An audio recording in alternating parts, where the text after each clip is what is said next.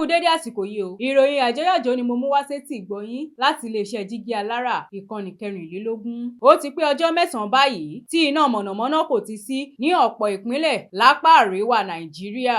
Àwọn èèyàn Kano, Katsina, Plateau, Kaduna àti àwọn mìíràn sì ti bẹ̀rẹ̀ sí ní kéde ọ̀fọ̀ tó ti ṣẹ̀wọ̀n lẹ́ka ọrọ̀ ajé látàrí iná tí kò sí. Àwọn tí wọ́n ń ta ẹja inú yìnyín, ẹran, edé àti bẹ́ẹ̀ bẹ́ẹ̀ lọ ni wọ́n ké gbàjarè lórí ayélujára báyìí. Wọ́n ní owó ti wọgbó o. Ọ̀kan lára àwọn èèyàn náà ni Malam Abubakar, ẹni tó ń ta ẹran ní Kano. Bàbá náà sọ fún àwọn oníròyìn pé apọ̀ tí nǹkan ti ṣe nítorí àìsí iná yìí. Èmi gẹ́gẹ́ bí ẹnìkan níṣe ló ń ṣe mí bí kí n sá lọ pẹ̀lú gbogbo gbèsè tí mo ti jẹ nítorí àìsí iná. Àwọn ẹran tó ti bàjẹ́ mọ́ mi lọ́wọ́ ti kó mi sí gbèsè.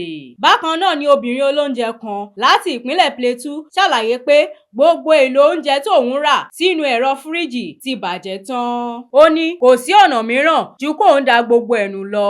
Ọ̀pọ̀lọpọ̀ ẹja, ẹran, edé, ata, èso àti bẹ́ẹ̀ bẹ́ẹ̀ lọ ni àwọn èèyàn ti pàdánù láàrin àsìkò tí iná mọ̀nàmọ́ná kò sí yìí.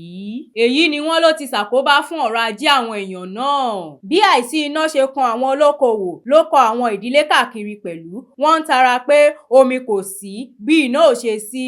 Àwọn ìdílé míì sọ pé gbogbo owó làwọn ti fi ra epo sínú jẹnẹrétọ̀. Bẹ́ẹ̀ làwọn tí kò ní ẹ̀rọ amúnáwá náà gba kádàrá sínú òkùnkùn bírímù.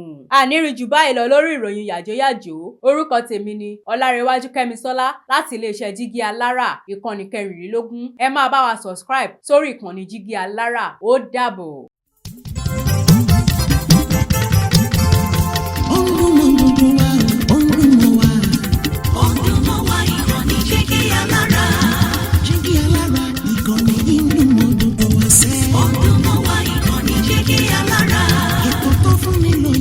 Ètò tó máa ní lọ́yẹ̀ wà ń bẹ̀. Ọdún mọ́ wá ìkànnì Jígí Alára. Ìròyìn lóríṣiríṣi tàbí mọ bó ṣe ń lọ láwùjọ.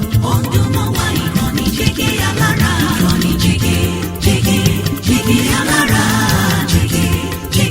Jígí Alára.